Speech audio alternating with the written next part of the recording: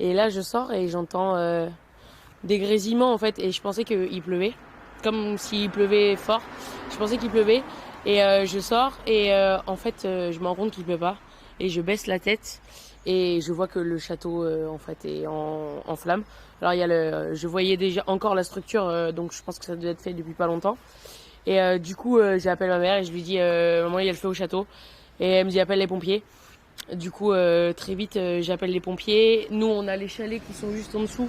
Donc, on fait évacuer les gens des chalets. On fait évacuer tous les gens des chalets. On sort nos voitures. Vous aviez combien de personnes là dans vos chalets Il y avait 2 personnes, juste un dans chaque. Mais il y en a un qui est vraiment juste en dessous. Bon, il est un peu plus loin, mais...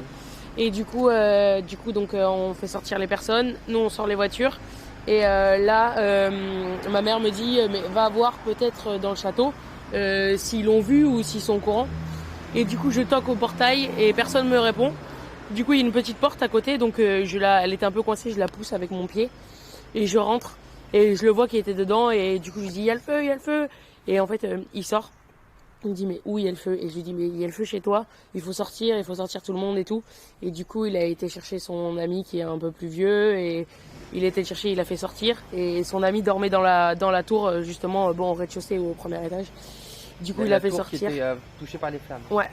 Donc en fait, vous, les propriétaires s'étaient pas rendu compte du feu, quoi. Non, il l'avait pas vu. Il l'avait pas vu du tout parce que la maison est grosse en fait et la tour elle est juste derrière. Donc c'est collé, mais c'est tellement grand en fait que du coup, il s'était pas rendu compte. Alors ils vous doivent une fière chandelle, sans jeu de mots.